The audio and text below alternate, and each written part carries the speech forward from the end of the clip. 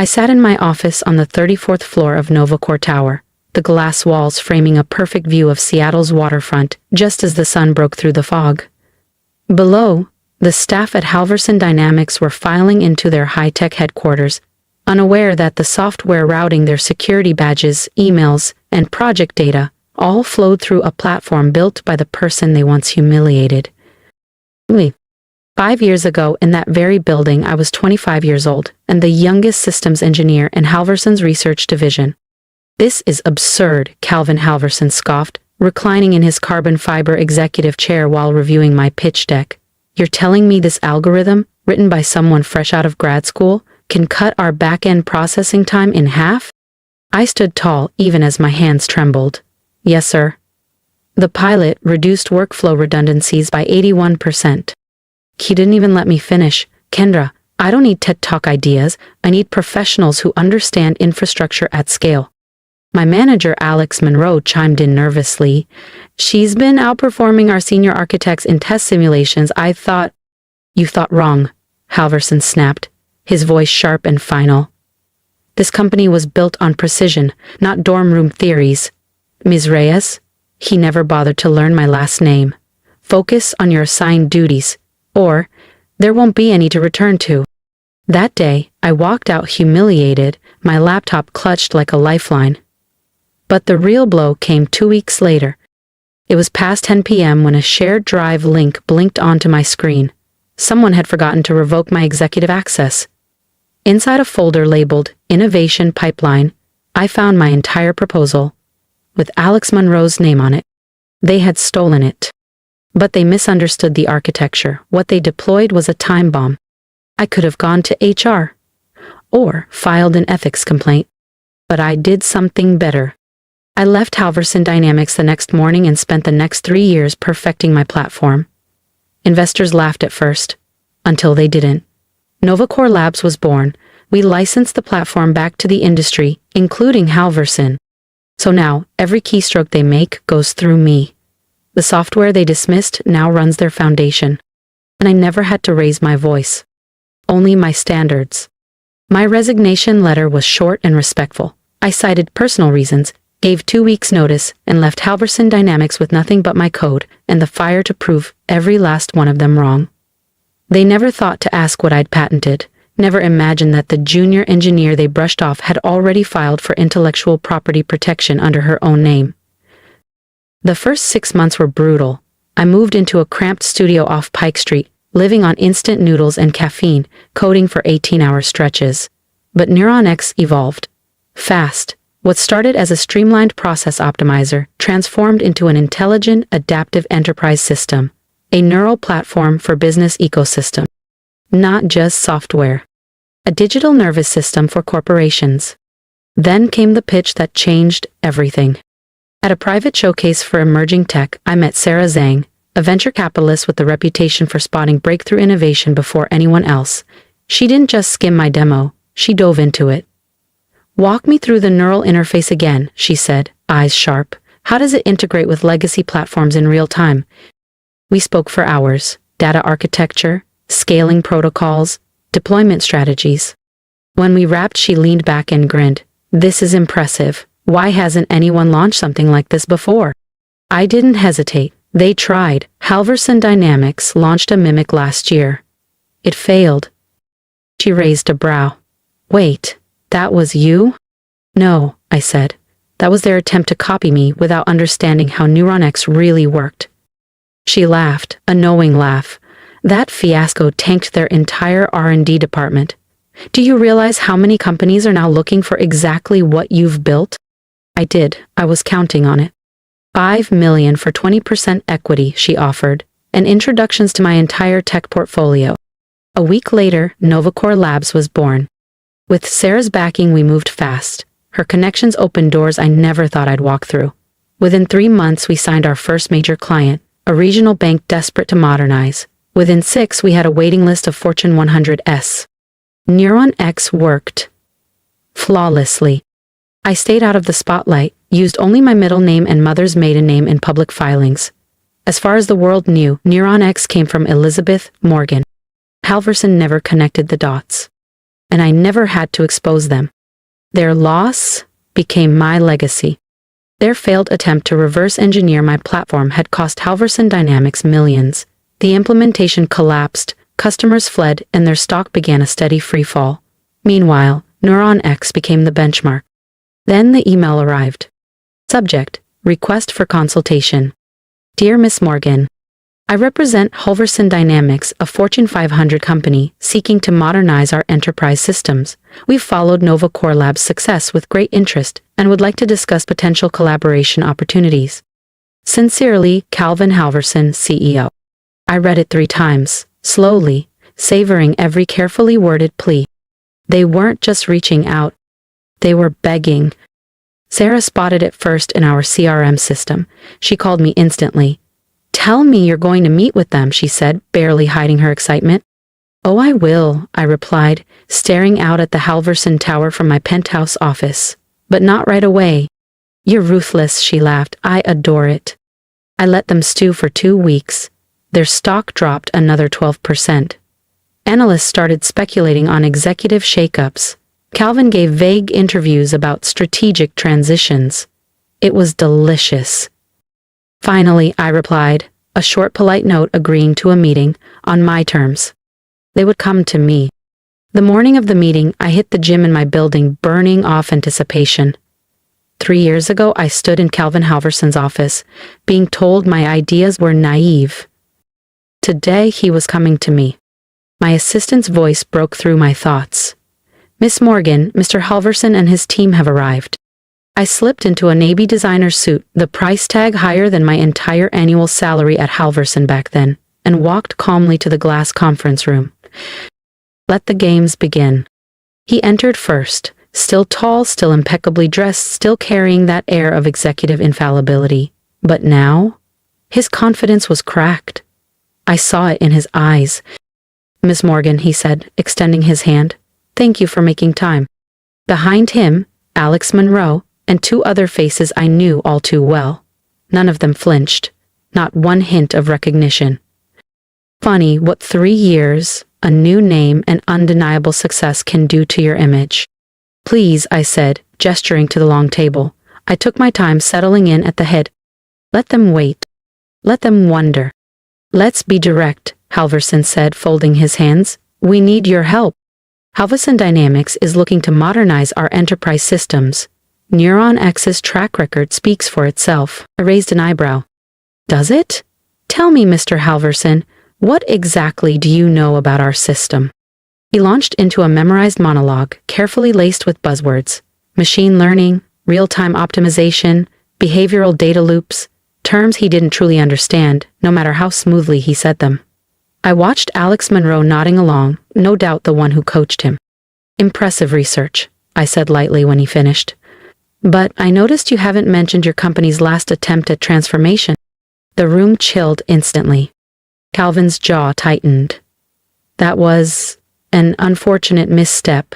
We received some bad guidance. Alex suddenly found his tablet screen deeply fascinating. Bad guidance? I swiped through my iPad, bringing up a file. You mean the rollout 2 years ago? The one that hemorrhaged $30 million and imploded within a month? Alex looked up. How did you? Enough, Calvin said sharply. We've learned, he added more smoothly. That's why we're here now. We want the best. And NeuronX is the best. I walked slowly toward the window, the skyline stretching below. The Halverson Dynamics building loomed in the distance, a relic of outdated power. Tell me, I said without turning, what happened to the developer who originally created that platform? The one whose work you tried to claim as your own?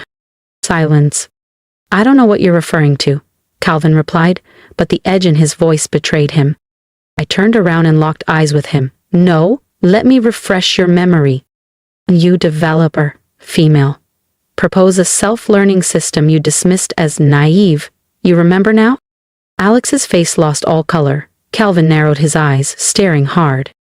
How do you? I smiled, returned to my seat, and tapped a button on my desk. The wall screen lit up. My original NeuronX proposal filled the screen. My diagrams, my code, my name at the top, Kendra Reyes. Hello again, Mr. Halverson. Remember me? The worthless junior developer? Chaos. Alex dropped his tablet. Calvin stood abruptly, face red with disbelief. This is impossible, he sputtered. I folded my hands calmly. No, Calvin, this is justice. You can't be Elizabeth Morgan. That's my middle name and my mother's maiden name, I replied calmly. But you knew me as Kendra Reyes, the developer whose ideas you stole, the one you told to stick to her job and stop pretending to be an entrepreneur.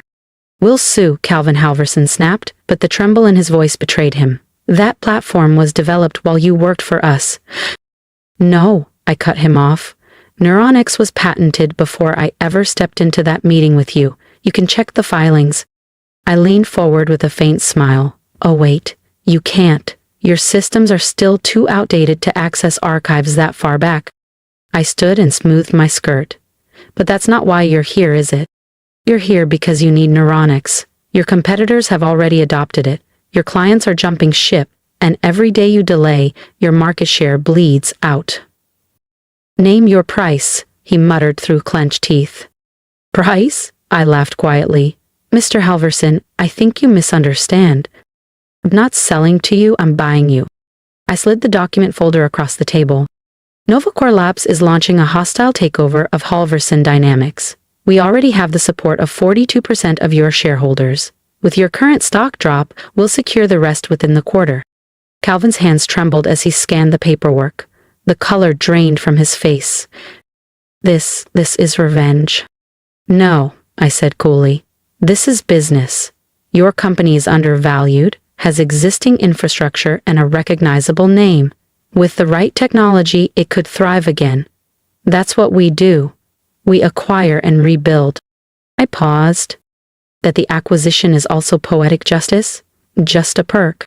The board will never approve this, he said, clinging to hope. They already did.